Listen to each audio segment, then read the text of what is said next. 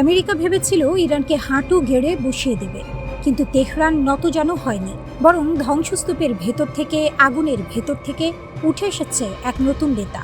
শরীরে পোড়ার দাগ, মুখে ক্ষত, কিন্তু চোখে এমন এক দৃঢ়তা যা দেখে ওয়াশিংটনের ঘুম উড়ে গেছে। তার নাম মোস্তাবা খামেনি। 28 ফেব্রুয়ারি যে হামলায় তার বাবা আলী খামেনি নিহত হন, সে একই হামলায় আহত হন মোস্তফা। মুখে, বাহুতে, বুকে, কোমরে, শরীরের একাধিক জায়গায় গভীর ক্ষত, এক পায়েও আঘাত, মাথার পেছনে গেঁথে গিয়েছিল শার্প নেলের টুকরো। সেই রাতে পৃথিবীর সবচেয়ে শক্তিশালী দেশটি মনে করেছিল ইরানের মেরুদণ্ড ভেঙে দেওয়া হয়েছে, নেতৃত্ব শূন্য, দেশ দিশেহারা, পতন আসন্ন। কিন্তু সেই রাতেই ইতিহাস অন্য রাস্তা বেছে নিল। বাবার উত্তরসূরি হিসেবে মোস্তফা ক্ষমতার হাল ধরলেন, হাসপাতালের বিছানা থেকে, আধো অন্ধকার কোনো নিরাপদ আশ্রয় থেকে, কিন্তু ধরলেন এবং আর ছাড়েননি। মার্কিন গোয়েন্দা সংস্থাগুলো এখন এক অদ্ভুত সমস্যায় পড়েছে। CIA আছে, NSA আছে, স্যাটেলাইট আছে, ড্রোন আছে, সাইবার নজরদারি আছে, কিন্তু মোস্তফাকে চোখে দেখা যাচ্ছে না। কারণটা সহজ, তিনি কোনো ইলেকট্রনিক ডিভাইস ছুঁয়ে দেখছেন না। ফোন নেই, ইমেল নেই, ইন্টারনেট নেই।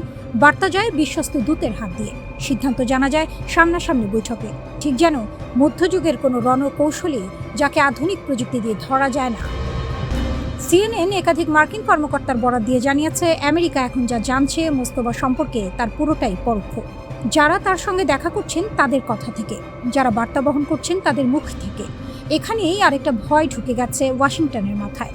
কিছু গোয়েন্দা বিশ্লেষক সন্দেহ করছেন ইরানের ভেতরে কেউ কেউ হয়তো মোস্তফার নাম ভাঙিয়ে নিজের এজেন্ডা চালাচ্ছে। মোস্তফার কর্তৃত্বের আড়ালে আসলে কার হাত? এই প্রশ্নের উত্তর এখনো অজানা। ইরানের সংসদ ঘোষণা দিয়েছে যুক্তরাষ্ট্রের সঙ্গে সব কূটনৈতিক সিদ্ধান্তের চাবিকাঠি এখন একজনের হাতে, মোস্তাবা খামেনি। যুদ্ধ করবেন কি সন্ধি করবেন, পারমাণবিক আলোচনায় যাবেন কি যাবেন না, সব এক মানুষের কলমের ডগায়।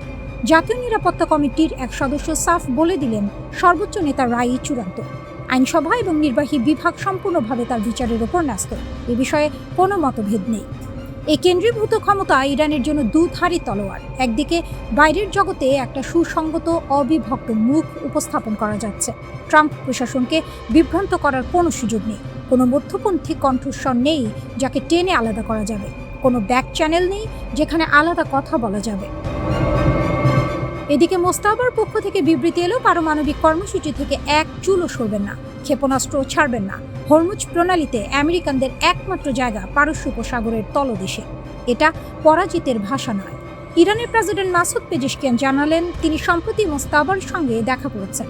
কখন সেটা বললেন না, কিন্তু বললেন যে আমাকে সবচেয়ে বেশি আকর্ষণ করেছে তা হলো তার দূরদর্শিতা এবং বিনম্র, আন্তরিক দৃষ্টিভঙ্গি। আর মোস্তাবার মুখপাত্র ভিড়ের সামনে দাঁড়িয়ে বললেন, শত্রু গুজব ছড়াচ্ছে, তাকে দেখতে চাইছে, খুঁজে বের করতে চাইছে, কিন্তু ধৈর্য ধরুন, সময় হলে তিনি নিজেই কথা বলবেন।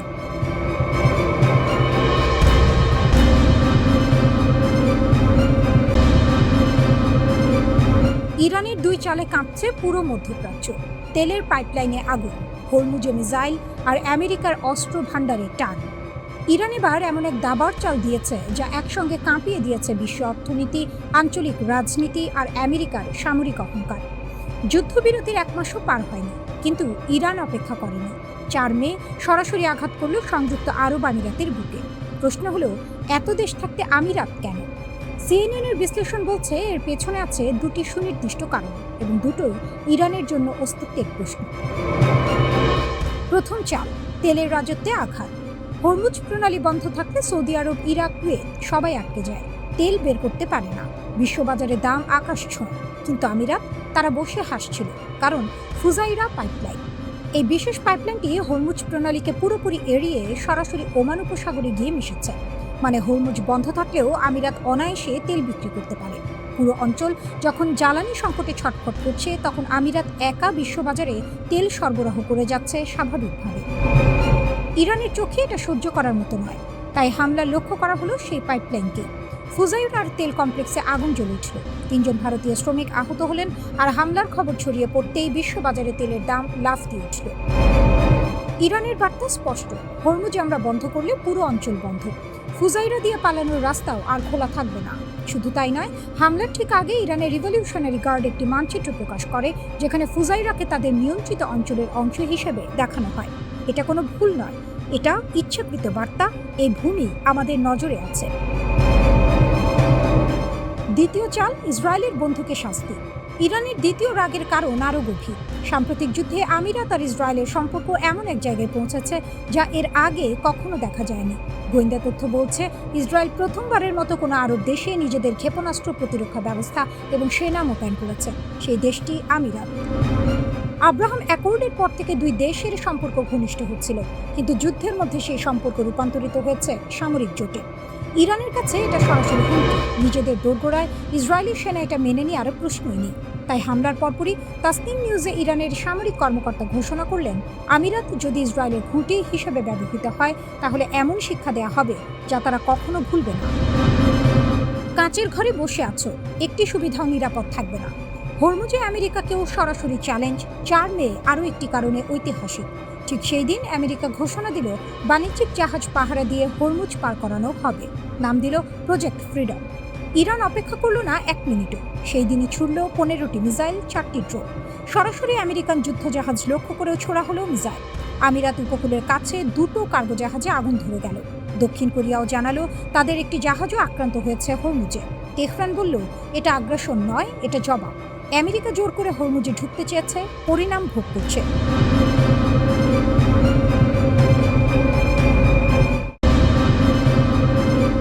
একের পর এক মৃত্যু, নিখোঁজ আর ছায়ার মতো ভেসে ওঠা প্রশ্ন। একে কেবল কাকতালীয় নাকি আরও গভীর কোনো অন্ধকার খেলা? ডোনাল্ড ট্রাম্প নিজেই নড়ে চড়ে বসেছেন। যুক্তরাষ্ট্রের 10 থেকে 12 জন শীর্ষ বিজ্ঞানীর রহস্যময় মৃত্যু ও নিখোঁজ হওয়ার ঘটনায় তদন্তের নির্দেশ দিয়েছেন তিনি। এই বিজ্ঞানীরা ছিলেন সেই সব গোপন প্রকল্পের অংশ যেখানে যুক্তরাষ্ট্রের পারমাণবিক অস্ত্র ও মহাকাশ প্রযুক্তির সবচেয়ে সংবেদনশীল তথ্য লুকিয়ে আছে। ট্রাম্প সাংবাদিকদের সামনে এসে বললেন, তিনি মাত্রই একটি গুরুত্বপূর্ণ বৈঠক থেকে বের হয়েছেন। তার কণ্ঠে উদ্বেগ স্পষ্ট। এটা বেশ গুরুতর বিষয়। আর সেই মুহূর্তেই যেন আরও ঘন হয়ে ওঠে রহস্যের কুয়াশা। 2023 সাল থেকে শুরু।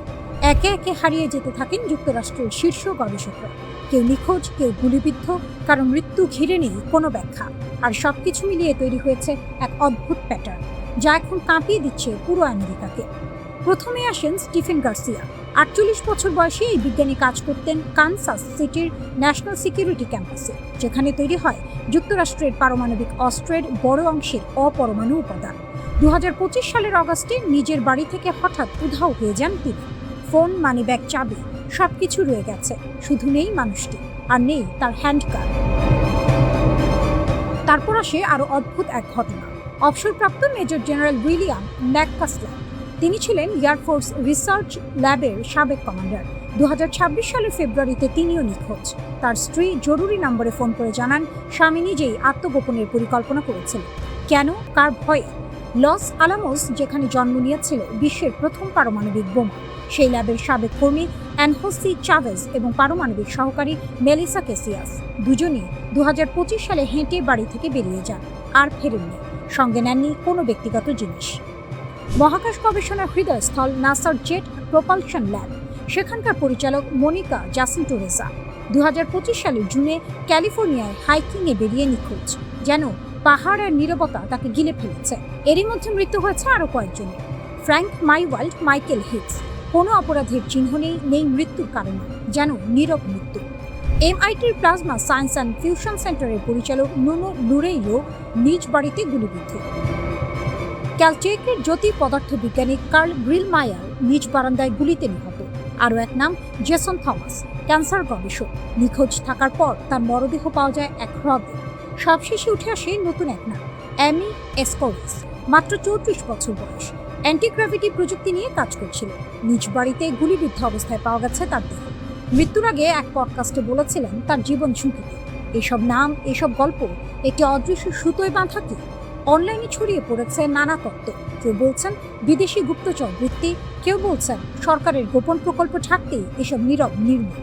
আবার কেউ টেনে আনছেন UFO গবেষণার গোপন অধ্যায়। FBI এর সাবেক কর্মকর্তা ক্রিস ওয়েকার সতর্ক করেছেন সব ঘটনায় সন্দেহজনক। এরা এমন বিজ্ঞানী যারা অত্যন্ত গুরুত্বপূর্ণ প্রযুক্তি নিয়ে কাজ করেছেন। তবুও এখন পর্যন্ত কোনো নিশ্চিত যোগসূত্র খুঁজে পায়নি কর্তৃপক্ষ। কিন্তু প্রশ্নটা রয়ে গেছে, একটা দুইটা নয়, 10-এর বেশি বিজ্ঞানী একই সময়ে একই ছায়া।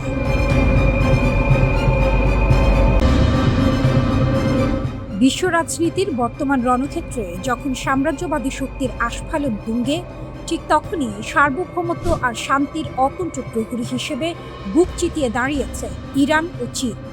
হরমুজ প্রণালী থেকে শুরু করে দক্ষিণ চীন সাগর, সবখানেই আমেরিকার একচ্ছত্র আধিপত্যের বিরুদ্ধে এই দুই দেশ যেন ন্যায়ের এক অদম্য দুর্গ গড়ে তুলেছে। পশ্চিমা গণমাধ্যম যখন অপপ্রচারে লিপ্ত, তখন ইরান ও চীন তাদের সাহসী পদক্ষেপের মাধ্যমে প্রমাণ করেছে যে তারা কোনো পরাশক্তির রাবার স্ট্যাম্প নয়।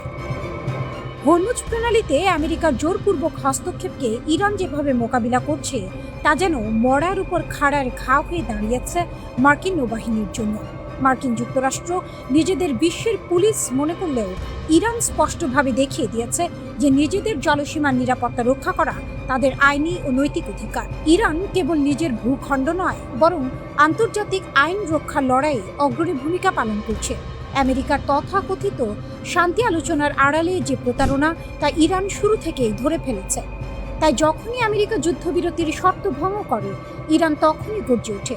এটি তাদের পরাজয় নয়, বরং নিজের অস্তিত্ব রক্ষার এক অবিচল অঙ্গীকার।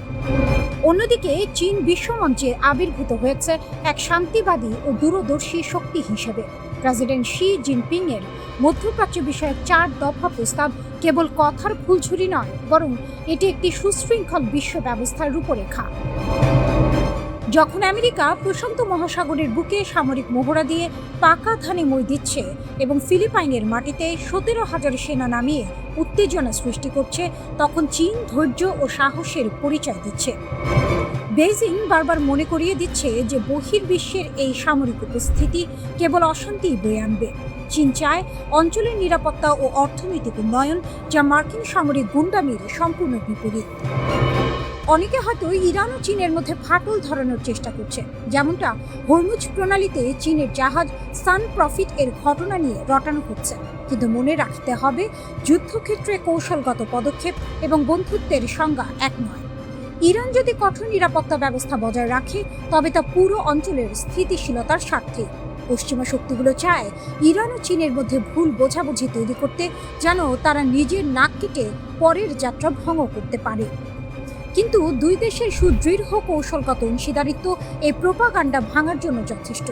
ইরান যখন তার সীমান্তে সতর্ক, তখন চীন পর্দার আড়ালে কূটনীতির মাধ্যমে শান্তি স্থাপনের চেষ্টা চালিয়ে যাচ্ছে। এটি তাদের প্রকৃত বীরত্ব। মার্কিন সাম্রাজ্যবাদ আজ এমন এক অবস্থানে দাঁড়িয়েছে যেখানে তারা মিত্র খুঁজে পেতে হিমশিম খাচ্ছে, অথচ ইরান ও চীন পারস্পরিক সম্মানের ভিত্তিতে গড়ে তুলেছে এক নতুন অক্ষ। তাদের এই জোট কেবল একে অপরকে রক্ষা করছে না, বরং উদীয়মান বিশ্বের জন্য একটি পথ প্রদর্শক হয়ে দাঁড়িয়েছে। তারা প্রমাণ করেছে সোজা আঙুলে ঘি না উঠলে কিভাবে আঙুল বাঁকা করতে হয়।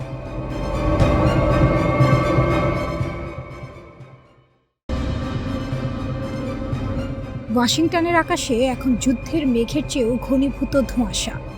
ইরান সংঘাতের প্রকৃত ক্ষয়ক্ষতির হিসেব নিয়ে ট্রাম্প প্রশাসনের বিরুদ্ধে উঠে আসছে গুরুতর অভিযোগ। প্রশাসন যেন কোনো ঢাক গুড়গুড় নীতি নিয়ে এগোচ্ছে, যেখানে তথ্যের স্বচ্ছতা তলানিতে। একদিকে সিজফায়ার বা যুদ্ধবিরতির ঘোষণা, অন্যদিকে রণক্ষেত্রে প্রাণহানি ও আহত হওয়ার সংখ্যা নিয়ে লুকোচুরি, সব মিলিয়ে এক গভীর সংকটের মুখে দাঁড়িয়ে হোয়াইট হাউস। পেন্টাগনের তথ্যে অসামঞ্জস্যতা যেন মরার ওপর খাঁড়ার ঘা হয়ে দাঁড়িয়েছে। যুদ্ধবিরতির সময় নিহতের সংখ্যা ছিল 385, যা পরে বেড়ে 428 হয়েছিল। কিন্তু হঠাৎ করে কোনো ব্যাখ্যা ছাড়াই 15 জন আহতের নাম তালিকা থেকে মুছে ফেলা হলো। সংখ্যাটা নেমে এলো 413-তে, এরপর আবার 411। এই যে সংখ্যার ক্রমাগত হেরফের, তা সাধারণ মানুষের কাছে আকাশকুসুম কল্পনা ছাড়া আর কিছু নয়। কর্মকর্তারা এর কোনো যৌক্তিক ব্যাখ্যা দিতে পারছেন না, বরং দায়সারা উত্তর দিচ্ছেন। মনে হচ্ছে প্রশাসন যুদ্ধের ভয়াবহতাকে সাধারণ মানুষের কাছে ধামাচাপা দেওয়ার এক পরিকল্পিত ছক কষছে। কেবল সংখ্যা নয়, যুদ্ধের প্রকৃত চিত্রটি আড়াল করার অভিযোগ উঠছে। ইউএসএস জেরাল্ড আর ফোর্ড জাহাজের অগ্নিকাণ্ডে 200-র বেশি নাবিক আহত হলেও সেই তথ্য সরকারি খাতায় নেই। এছাড়া ইউএসএস আব্রাহাম জাহাজের ঘটনার তথ্য চেপে যাওয়া হয়েছে। সমালোচকদের মতে প্রশাসন একটি নিয়ন্ত্রিত আখ্যান তৈরি করছে, যা প্রকৃত মানবিক ক্ষয়ক্ষতির চিত্রকে লেজে গোবরে করে ফেলেছে। এই অস্বচ্ছতা কেবল রাজনৈতিক বিতর্কই বাড়াচ্ছে না, বরং প্রশাসনের প্রতি জনগণের আস্থাকেও তলানিতে নামিয়ে এনেছে। শুধু হতাহতের সংখ্যায় নয়, বড় ধরনের সংকটে পড়েছে মার্কিন সামরিক অস্ত্র ভাণ্ডারও। Center for strategic and international স্টাডিজের সাম্প্রতিক প্রতিবেদন অনুযায়ী ইরান অভিযানে মার্কিন বাহিনীর প্রেসিশন স্ট্রাইক মিসাইলের ৪৫%, প্যাট্রিয়ট ইন্টারসেপ্টর ও থার্ড মিসাইলের অর্ধেকই শেষ হয়ে গেছে। এটি শুধু মধ্যপ্রাচ্যের জন্য নয়, ভবিষ্যতে চীনের মতো বড় কোনো প্রতিপক্ষের মোকাবিলায় আমেরিকার জন্য সাপে নেউলে সম্পর্কের মতো বিপদ ডেকে আনতে পারে। ডোনাল্ড ট্রাম্প অবশ্যই এসব অভিযোগ উড়িয়ে দিচ্ছেন। তিনি বলছেন মার্কিন মিসাইলের কোনো অভাব নেই, যেন তার কাছে অস্ত্র যোগানোর কোনো আলাদিনের চারাক আছে। কিন্তু বাস্তব পরিস্থিতি ভিন্ন। ২০২৭ সালের জন্য $১.৫ ট্রিলিয়ন বিশাল প্রতিরক্ষা বাজেটের প্রস্তাব এবং জেনারেল মোটরস বা ফোর্ডের মতো বেসামরিক কোম্পানিকে অস্ত্র উৎপাদনে জড়ানোর উদ্যোগ এটাই প্রমাণ করে যে সংকট অন্ধকার গলি থেকে বেরিয়ে এখন দিনের আলোর মতো স্পষ্ট হয়ে উঠছে। প্রশাসন এখন মরিয়া হয়ে অস্ত্র ভাণ্ডার পুনর্গঠনে নেমেছে। যুদ্ধের দামামা বাজলেই কি সত্যকে শাখের করাত বানাতে হবে? একদিকে যেমন ট্রাম্প প্রশাসন শান্তির কথা বলছে, অন্যদিকে তাদের কৌশলগত ত্রুটিগুলো প্রশ্নবিদ্ধ হচ্ছে। জনসম্মুখে স্বচ্ছতার অভাব কেবল বিশ্ব রাজনীতিতে অস্থিরতা বাড়াচ্ছে না, বরং দেশটির অভ্যন্তরীণ আস্থার সংকটকেও প্রকট করছে। ইরান সংঘাতের এই পরিণতির দিকে তাকিয়ে এখন বিশ্ববাসী। শেষ পর্যন্ত ট্রাম্প প্রশাসন কি পুরো সত্যটা স্বীকার করবে, নাকি এই লুকোচুরি শেষ পর্যন্ত ওয়াশিংটনে গেল রব তুলবে?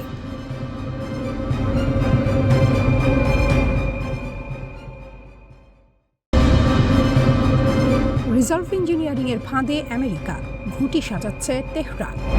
যুদ্ধের ময়দানে শত্রুর অস্ত্র কুড়িয়ে নিয়ে সেই অস্ত্রেই শত্রুকে ঘায়েল করার স্বপ্ন দেখছে ইরান। অবিস্ফোরিত মার্কিন ক্ষেপণাস্ত্র আর ড্রোনের ধ্বংসাবশেষ এখন তেহরানের হাতে যেন সোনার খনি। টমাহক ক্ষেপণাস্ত্র, AGM-158 এবং MQ-9 ড্রোন সহ বেশ কয়েকটি মার্কিন অস্ত্র ইরানের মাটিতে অকেজো হয়ে পড়েছে। সেগুলো এখন ইরানি প্রকৌশলীদের গবেষণাগারে নিভৃতে কথা বলছে। কট্টরপন্থী কায়হান পত্রিকার এডিটর ইন চিফ শরিয়াত মাদারি সোজা সাপটা বলে দিয়েছেন, এই প্রযুক্তি শুধু গোলা বারুদের গুদামে আটকে রাখলে চলবে না, চীন ও রাশিয়ার সঙ্গে ভাগ করে নিতে হবে। অর্থাৎ একটি ত্রিভুজ তৈরি হচ্ছে, যে ত্রিভুজের কেন্দ্রে বসে ইরান ভূ রাজনীতির নতুন সমীকরণ লিখতে চায়। রাষ্ট্রীয় টেলিভিশনের উপস্থাপক দর্শকদের আশ্বস্ত করেছেন অদ্ভুত এক ভাষায়, অবিস্ফোরিত ক্ষেপণাস্ত্রগুলো রিভার্স ইঞ্জিনিয়ারিং করে ফিরিয়ে দেওয়া হবে উপহার হিসেবে।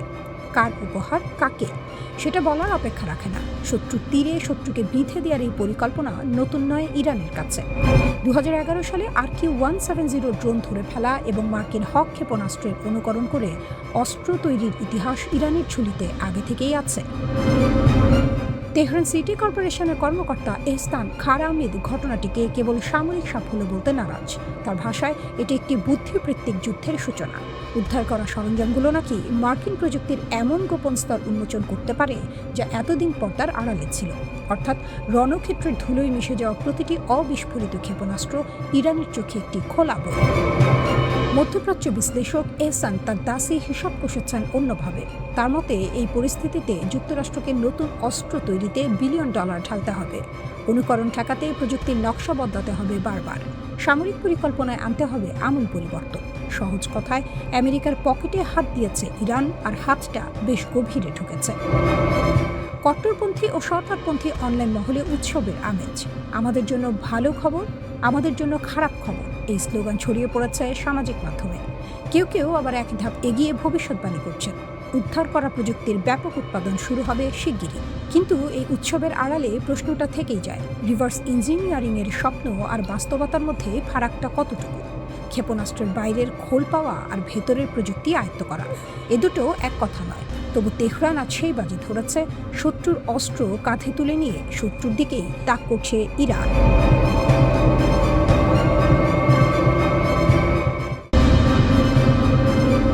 ইউরোপের বুকে আমেরিকার ঘর ভাঙতে চাইছেন ট্রাম্প, কিন্তু পারবেন কি? ইরান যুদ্ধে ইউরোপীয় মিত্ররা পাশে না দাঁড়ানোয় ডোনাল্ড ট্রাম্প এখন ঘর ভাঙার হুমকি দিচ্ছেন।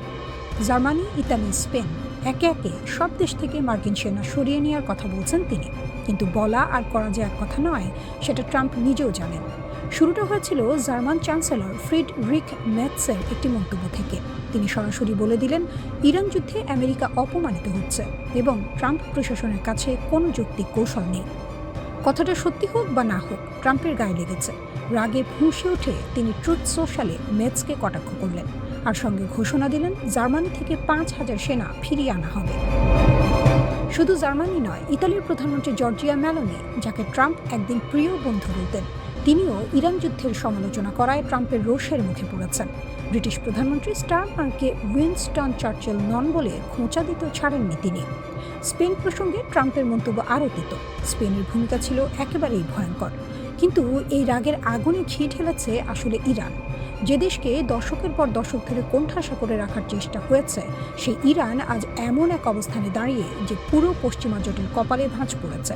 ভূগর্ভস্থ মিসাইল শহর, হাজার হাজার ফুট পাথরের নিচে লুকানো অস্ত্র ভাণ্ডার।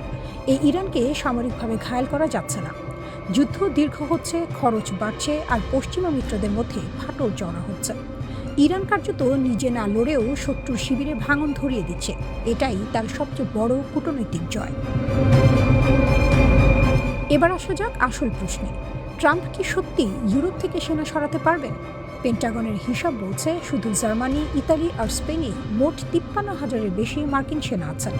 পুরো ইউরোপে সংখ্যাটা প্রায় 68,000। এই বিশাল বাহিনী রাতারাতি গুটিয়ে নেওয়া অত সহজ নয়। জার্মানির রামস্টেন এয়ারবেস, ইতালির নেপলস এবং ভিসেন্টার ঘাঁটি, স্পেনের জিব্রাল্টার সংলগ্ন নৌঘাঁটি, এগুলো শুধু ব্যারাক নয়, মধ্যপ্রাচ্যের যুদ্ধেও এগুলো লজিস্টিক মেরুদণ্ড হিসেবে কাজ করছে। জার্মানির ল্যান্ডস্টুল হাসপাতাল ইউরোপ, মধ্যপ্রাচ্য, আফ্রিকার আহত মার্কিন সেনাদের চিকিৎসার একমাত্র বড় কেন্দ্র। তার উপর আছে আইনের দেওয়াল। 2026 সালে ন্যাশনাল ডিফেন্স অথরাইজেশন অ্যাক্ট স্পষ্ট বলছে, ইউরোপে মার্কিন সেনা সংখ্যা 75,000-এর নিচে নামানো যাবে না। কংগ্রেস এই ব্যাপারে ট্রাম্পের পথ আটকে দিতে পারে, আগেও দিয়েছে। 2020 সালেও একই হুমকি দিয়েছিলেন ট্রাম্প। কংগ্রেসের বাধায় সে পরিকল্পনা ভেস্তে গিয়েছিল। তাহলে কি সব কথার কথা? পুরোটা নয়। পেন্টাগন জার্মানি থেকে 5,000 সেনা সরানোর ঘোষণা দিয়েছে।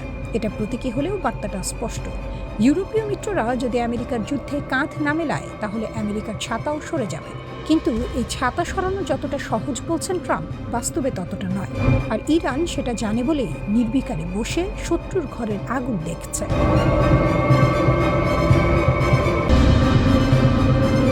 আগুনের পাখি জেগে উঠছে। ইরানের হাজার অস্ত্রের গর্জন। পারস্য উপসাগরের নীল জলে এখন শীতল বাতাস বইছে, কিন্তু এই শান্তি যে ঝড়ের আগের নীরবতা, তা বুঝতে কোনো সমরবিদ লাগে না। একদিকে মার্কিন যুক্তরাষ্ট্র ও ইসরায়েল 3টি বিমানবাহী রণতরী নিয়ে ইরানের দরজায় দাঁড়িয়ে ভয় দেখানোর খেলায় মেতেছে। অন্যদিকে তেহরান নিজের ঘর গুছিয়ে ঠান্ডা মাথায় বলছে, আমাদের আঙুল ট্রিগারেই আছে। এই হলো ইরান, চাপের মুখে হাঁটু গেড়ে বসার নাম, যার অভিধানে কোনোদিনও ছিল না, আজও নেই। দীর্ঘ 25 বছরের অক্লান্ত পরিশ্রম, ঘাম আর মেধার ফসল আজ ইরানের সামরিক বহরে সারি সারি সাজানো। দেশটির প্রতিরক্ষা মন্ত্রণালয়ের মুখপাত্র ব্রিগেডিয়ার জেনারেল রেজা তালাইনিক সাফ জানিয়ে দিয়েছেন, ইহুদিবাদীদের ঘায়েল করতে 1000 ধরনের অস্ত্র প্রস্তুত রয়েছে। 9,000 কোম্পানির নিরলস পরিশ্রমে গড়া এই অস্ত্র ভাণ্ডার কোনো ফাঁকা হুমকির বুলি নয়। এ হলো বাস্তবের শক্ত জমিনে দাঁড়িয়ে বলা দৃঢ় প্রতিজ্ঞার কথা। রাষ্ট্রীয় সম্প্রচার মাধ্যম প্রেস টিভি এই তথ্য নিশ্চিত করাচ্ছে, যা পশ্চিমা বিশ্বের ঘুম কেড়ে নেওয়ার জন্য যথেষ্ট। সম্প্রতি আইআরজিসি প্রকাশ করেছে একটি চোখ ধাঁধানো ভিডিও, যেখানে সুশৃঙ্খল সারিতে দাঁড়িয়ে আছে অত্যাধুনিক ব্যালিস্টিক মিসাইল ও আত্মঘাতী ড্রোনের বিশাল বহর। ট্রাম্প ও নেতানিয়াহুর বুকে কাঁপুনি ধরাতে এই ভিডিও যেন এক নীরব কিন্তু শক্তিশালী বার্তা। এসব অস্ত্র শুধু প্রদর্শনীর জন্য তৈরি হয়নি। সাম্প্রতিক যুদ্ধবিরতির মাঝেও থেমে থাকেনি ইরানের অস্ত্র কারখানার চাকা। অর্থাৎ যুদ্ধের দাবানলেও ইরানের কারিগরি মনোবল ও উৎপাদন সক্ষমতা এতটুকু টলেনি, বরং আরও বেগ পেয়েছে। সাম্প্রতিক সামরিক আগ্রাসনে ইরানের কোমর ভেঙে দেওয়ার স্বপ্ন দেখেছিল ইসরায়েল ও তার মার্কিন পৃষ্ঠপোষক, কিন্তু মাঠের ফলাফল বলছে সম্পূর্ণ ভিন্ন কথা। সেই পায়তারায় এক প্রকার মুখ থুবড়ে পড়েছে তারা। পাখির পালক গেছে হয়তো, কিন্তু পাখি মরেনি, বরং আরও শানিত ডানায় ইরান এখন প্রস্তুত পরবর্তী ঝাঁপের জন্য। আইআরজিসি তার সাম্প্রতিক বিবৃতিতে স্পষ্ট ভাষায় জানিয়েছে, পুনরায় আগ্রাসন চালানো হলে পূর্ব নির্ধারিত তালিকা অনুযায়ী যুক্তরাষ্ট্র ও ইসরায়েলের গুরুত্বপূর্ণ সামরিক স্থাপনাগুলোতে একযোগে কঠোর পাল্টা হামলা চালানো হবে। এ কোনো আবেগের কথা নয়, এ হলো সুনির্দিষ্ট রণকৌশলের ঘোষণা। ট্রাম্প নেতানিয়াহুর যৌথ চাপের কৌশল মূলত পারমাণবিক ও ক্ষেপণাস্ত্র ইস্যুতে ইরানকে সমঝোতার টেবিলে বসাতে চায়। পারস্য উপসাগরে 3টি বিমানবাহী রণতরী মোতায়েন করে সামরিক চাপ তৈরির এই কুটোচাল নতুন কিছু নয়, কিন্তু তেহরান বারবার স্পষ্ট করে দিচ্ছে, ভয় দেখিয়ে তাদের কাছ থেকে কোনো ছাড় আদায় সম্ভব নয়। যে জাতি দশকের পর দশক নিষেধাজ্ঞা ও অবরোধ সহ্য করেও নিজের পায়ে দাঁড়িয়ে নিজস্ব প্রযুক্তিতে অস্ত্র বানিয়েছে, সে জাতিকে রণতরীর শাড়ি দেখিয়ে ঘরে ঢোকানো এ যেন বাঘকে খাঁচায় পড়ার স্বপ্ন দেখার সমান। এই উত্তপ্ত সমীকরণে নতুন মাত্রা যোগ করেছে চীন। হরমুজ প্রণালীতে ইরানের পতাকাবাহী তুস্কা জাহাজ আটকের ঘটনায় মার্কিন প্রশাসন দাবি করছে, জ্বালানি তেলের বিনিময়ে চীন ইরানকে দ্বৈত ব্যবহারযোগ্য সামগ্রী ও মিসাইল তৈরির রাসায়নিক পদার্থ সরবরাহ করছে।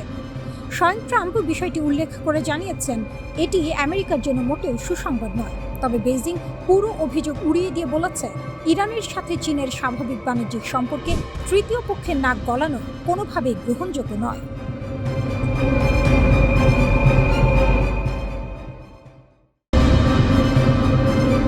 মার্কিন রণকৌশলের ভরাডুবির করুণ আর্তনাদ। ৩৮ দিনের অসম লড়াইয়ে ইরান এমন এক রণকৌশল প্রদর্শন করেছে, যা দেখে বিশ্বের সামরিক বিশ্লেষকদের আক্কেল গুরুম হওয়ার জোগাড়। পরাশক্তি হিসেবে পরিচিত আমেরিকা যখন ভেবেছিল তারা নিমিষে ইরানকে ঘুরিয়ে দেবে, তখন বাস্তব চিত্র বলছে ভিন্ন কথা। এই যুদ্ধে ইরান কেবল একটি দেশ হিসেবে নয়, বরং এক অপরাজেয় নায়কের মূর্তিতে আবির্ভূত হয়েছে, যার বুদ্ধিমত্তার কাছে কুল কিনারা পাচ্ছে না পেন্টাগন। ইরান সম্মুখ সমরে বুক চিতিয়ে দাঁড়িয়েছে। যুক্তরাষ্ট্রের গর্বের ধন প্যাট্রিয়ট ইন্টারসেপ্টর আর টমাহক ক্রুজ মিসাইলগুলো এখন কেবল সংখ্যাতত্ত্বের পাতায় বন্দী। ইরান তার সস্তা ড্রোন আর নিখুঁত নিশানার মিসাইল দিয়ে মার্কিন প্রতিরক্ষা ব্যবস্থাকে এমনভাবে ব্যতিব্যস্ত রেখেছে যে ওয়াশিংটনকে এখন হারির খবর দিতে হচ্ছে। মাত্র ৩৮ দিনে ১২০০ প্যাট্রিয়ট আর ১,০০০ টমাহক খরচ করে মার্কিন ভান্ডার এখন খালি হওয়ার দিকে।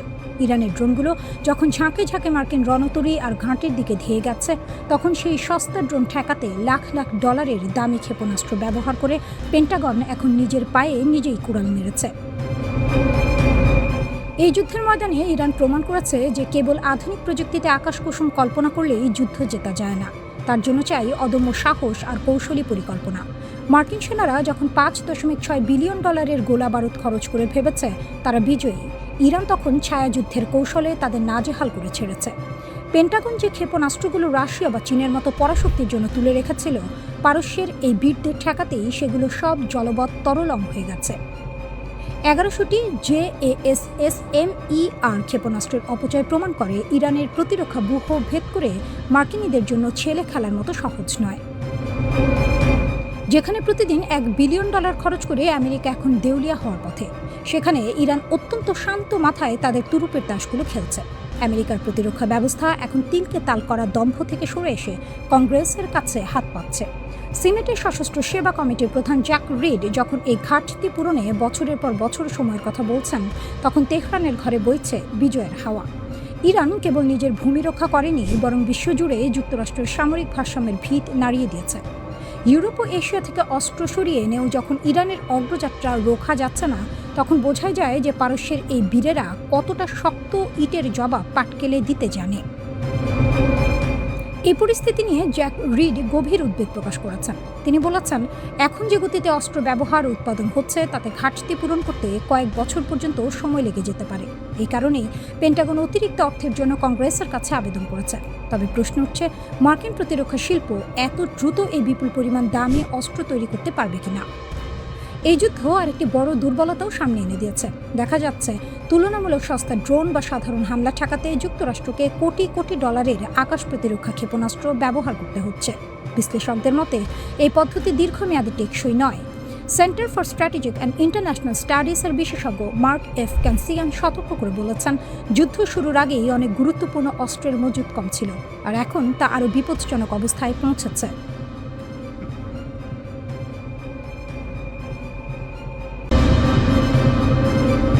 ইরানের সঙ্গে 7 সপ্তাহের সংক্ষিপ্ত সংঘাতের উত্তাপ কিছুটা কমলেও মার্কিন প্রতিরক্ষা দপ্তরের অন্দরমহলে এখনও রীতিমতো ত্রাহি ত্রাহি রব। দেশটির সামরিক বাহিনীর অস্ত্র ভাণ্ডারে থাকা গুরুত্বপূর্ণ ক্ষেপণাস্ত্রের মজুদ যে পর্যায়ে ঠেকেছে তা যেন অনেকটা অগ্নি পরীক্ষা। আপাত দৃষ্টিতে যুক্তরাষ্ট্রকে অপরাজেয় মনে হলেও ওয়াশিংটন ভিত্তিক গবেষণা সংস্থা CSIS এর সাম্প্রতিক প্রতিবেদন বলছে, মার্কিন সামরিক সক্ষমতা বাইরে থেকে শক্ত মনে হলেও ভেতরে সংকট চরমে।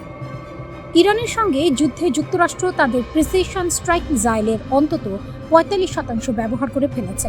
কেবল এখানেই শেষ নয়, ব্যালিস্টিক ক্ষেপণাস্ত্র প্রতিহত করার অত্যাধুনিক ব্যবস্থা থার্ড এবং শক্তিশালী প্যাট্রিয়ট ক্ষেপণাস্ত্র ব্যবস্থার প্রায় অর্ধেক ইন্টারসেপ্টর বা ক্ষেপণাস্ত্র প্রতিরোধক এখন নিঃশেষ। এছাড়া টমাহক ক্ষেপণাস্ত্রের ৩০% এবং joint air to surface stand off মিসাইলের ২০%-এরও বেশি ভাণ্ডার কমে গেছে। যুদ্ধের ময়দানে এই পরিমাণ গোলা বারুদ খরচ কতটা যেন ভস্যে ঘি ঢালার মতো, যা বর্তমান মার্কিন প্রতিরক্ষা ব্যবস্থাকে এক নাজুক অবস্থায় ঠেলে দিয়েছে। যুদ্ধের ময়দানে এই পরিমাণ গোলা বারুদ খরচ করাটা যেন ভস্যে ঘি ঢালার মতো, যা বর্তমান মার্কিন প্রতিরক্ষা ব্যবস্থাকে এক নাজুক অবস্থায় ঠেলে দিয়েছে। পেন্টাগন যদিও যুক্তরাষ্ট্র উৎপাদন বাড়াতে একাধিক চুক্তি স্বাক্ষর করেছে, কিন্তু বিশেষজ্ঞ ও সংশ্লিষ্টরা বলছেন এই ঘাটতি পূরণ করা মোটেও সহজসাধ্য নয়। উৎপাদন ক্ষমতা বাড়ানো হলেও এসব অত্যাধুনিক অস্ত্রের সরবরাহ স্বাভাবিক অবস্থায় ফিরিয়ে আনতে ৩ থেকে ৫ বছর সময় লেগে যেতে পারে। অর্থাৎ আগামী কয়েক বছর যুক্তরাষ্ট্রকে একটি প্রতিরক্ষা ঘাটতির মধ্য দিয়ে যেতে হবে। মার্ক ক্যানসিয়ানের মতো সামরিক বিশ্লেষকদের মতে, অতিমাত্রায় গোলাবারুদ ব্যবহার করার ফলে পশ্চিম প্রশান্ত মহাসাগরীয় অঞ্চলে যুক্তরাষ্ট্রের প্রতিরক্ষা কাঠামো এখন শাঁখের করাতের মতো। একদিকে চীনের মতো শক্তিশালী প্রতিপক্ষের হুমকি মোকাবিলা করা, অন্যদিকে অস্ত্রের মজুদ শূন্যপ্রায়। কোনো কারণে এখন নতুন কোনো সংঘাত শুরু হলে মার্কিন বাহিনীকে পড়তে হবে বড় বিপদে। প্রেসিডেন্ট ডোনাল্ড ট্রাম্প দাবি করছেন যে যুক্তরাষ্ট্রের অস্ত্রের কোনো ঘাটতি নেই এবং সামরিক বাহিনী যে কোনো পরিস্থিতি সামলাতে প্রস্তুত। তবে পেন্টাগনের অভ্যন্তরীণ মূল্যায়ন ও ট্রাম্পের নিজের অতিরিক্ত অর্থায়নের অনুরোধ, এই দুইয়ের মধ্যে আকাশ পাতাল ফারাক। ট্রাম্পের দাবি অনেকটা গলাবাজির মতো শোনালেও মাটির বাস্তবতা হলো অস্ত্র ভাণ্ডার এখন পোকায় খাওয়ার মতো জীর্ণ। ডেমোক্র্যাট সিনেটর মার্ক ক্যালির ভাষায় এটি এখন একটি জটিল গাণিতিক সমস্যা। আকাশ প্রতিরক্ষার জন্য প্রয়োজনীয় গোলাবারুদ কোথা থেকে আসবে তা নিয়ে নীতি নির্ধারকদের কপালে এখন চিন্তার ভাঁজ। পেন্টাগনের মুখপাত্র শন পার্নেল মুখে যাই বলুক না কেন, বাস্তবতা হলো বিশ্বের পরাশক্তি হওয়া সত্ত্বেও যুক্তরাষ্ট্রের মজুদ ক্ষমতা যে সীমিত তা এই যুদ্ধে স্পষ্ট হয়েছে। অতীতে স্বল্প চাহিদাপত্র দেওয়ার কারণে এখনকার এই হাহাকার। যুক্তরাষ্ট্র কি এখন আদা জল খেয়ে উৎপাদন বাড়ানোর কাজে নামবে, নাকি রথ দেখা ও কলা বেচার মতো করে পরিস্থিতি সামাল দেবে? ইরান যুদ্ধের পর যুক্তরাষ্ট্রের এই গোলাবারুদ সংকট কেবল একটি সামরিক পরিসংখ্যান নয়, বরং এটি ভবিষ্যতের একটি সতর্কবার্তা। মধ্যপ্রাচ্য থেকে প্রশান্ত মহাসাগর সবখানেই এখন যুক্তরাষ্ট্রের উপস্থিতিতে এক ধরনের অস্থিরতা বিরাজ করছে। অস্ত্রের মজুদ পুনর্গঠন না হওয়া পর্যন্ত মার্কিন রণকৌশল এখন গায়ে হাওয়া দিয়ে চলার মতো বিলাসিতা করার সুযোগ নেই।